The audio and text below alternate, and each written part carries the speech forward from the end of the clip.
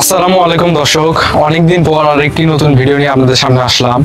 তো আজকে আমার ভিডিও করার উদ্দেশ্য হলো তো আপনাদেরকে বোঝানোর যে মুরগির ব্যবসায় কী রকম লাভ বা কী রকম লস হয় সেটা আপনাদেরকে দেখানোর চেষ্টা করব।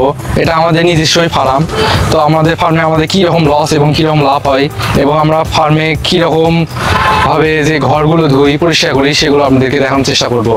তো এখন বৃষ্টি শুরু হয়ে গেছে, তো আপনাদেরকে আমি মুরগি ঘরের দিকে নিয়ে যাচ্ছি। তো এটা আমাদের হচ্ছে সব থেকে বড় মুরগি ঘর, প্রায় 300 স্কোয়ার ফিট লম্বা। আপনারা দেখতে পাচ্ছেন এখানে অনেক গুঁড়া দেওয়া হয়েছিল, সেগুলো আমরা পরিষ্কার করে সাফ করে ফেলেছি। সাফ করে আমরা এখানে সাবান পানিতে ধৌত করা হচ্ছে এবং এখানে আমরা এখন চুন তারপরে পটাশ এগুলো ছিটাবো যাতে কোনো ধরনের ব্যাকটেরিয়া সংক্রমণ রোগ না হয়। এটা হচ্ছে আমাদের আরেকটা শেড, এরপরে আরেকটা শেড আছে। আমাদের টোটাল ফার্মে প্রায় 5টা শেড, একটা শেড আমাদের ঘরের ওইদিকে আর একটা শেড এই সরাসরি 3টা, মানে পাশাপাশি 3টা শেড আছে। তো আপনাদেরকে আরও দেখাই, জোরে বৃষ্টি শুরু হয়ে গেছে। তো খুব জোরে বৃষ্টি শুরু হয়ে গেছে, তো আপনাদেরকে দেখানোর চেষ্টা করতেছি। মুরগির ভিতরে ঘরের ভিতর ঢুকি, আশেপাশে যে আমাদের যে জঙ্গল দেখতে পাচ্ছেন সেই জঙ্গলগুলো আমরা সাফ করে দেবো। তা অনেক জঙ্গল ছিল, সেগুলো আমরা সাফ করেছি, কিন্তু এখন বৃষ্টি যেহেতু সময় জঙ্গল সাফ করার পরে আবার হয়, যে কারণে আমরা একবার বিষ দেবো। তো আমরা এখন ঘরে ঢুকতেছি।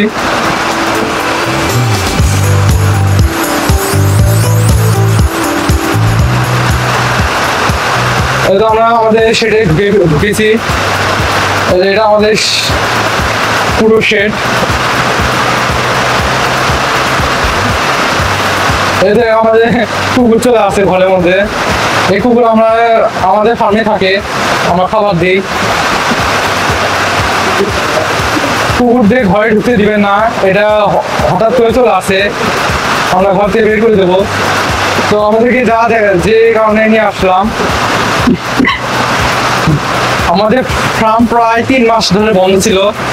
আমরা এই ফার্মে কোনো মুরগি তোলা হয়নি, কারণ আমরা মুরগিতে প্রায় 7-8 লাখ টাকার মতো লস খাইছিলাম, যে কারণে আমরা মুরগি তুলতে পারিনি।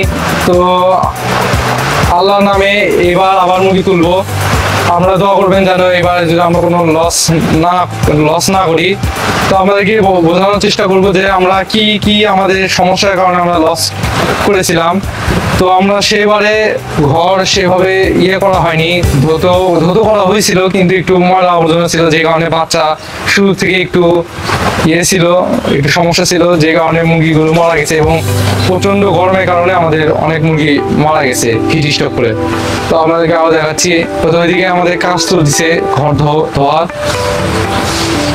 তো মাঝে মাঝে দেখতেছেন পানি জমে আছে। আমরা কালকেই এই শেড ধোয়া হচ্ছে, মানে সাবান পানি দিয়ে। সামনেও ধোয়া হচ্ছে।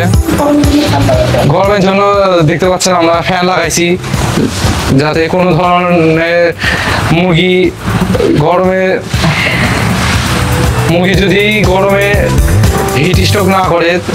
এবং আমরা পাশে যে আমাদের যে দাঁড়িয়ে দেখতেছেন, এটা পুরোটাই ঘাস লতাপাতে ঢেকে গেছিল, আমরা সাফ করে দিয়েছি। ব্রয়লার মুরগি পর্যাপ্ত বাতাস লাগবে, না হলে মুরগি মারা যেতে পারে।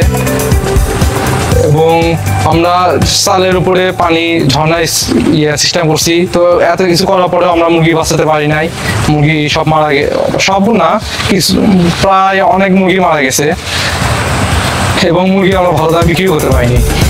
আমরা তো দেখতে পাচ্ছেন আমাদের নিপুণ ব্যবস্থা করা আছে পানির, মুরগি যদি পর্যাপ্ত পানি খেতে পারে। এখানে ঠোকর মারে আর পানি পড়ে। আরও আপনাদেরকে দেখানোর চেষ্টা করতেছি আমাদের সেটে আমাদের তো এখানে তো পানির ব্যবস্থা আছে ঘর ধোয়ার জন্য। এখান থেকে আমরা পানি নিয়ে শেড ধুতে পারি এবং সামনে কাজ চলতেছে। ও আর নিচে যে দেখতে পাচ্ছিলেন যে মাঝে মাঝে একটু হয়ে আছে, খারাপ হয়ে গেছে, মানে গর্ত।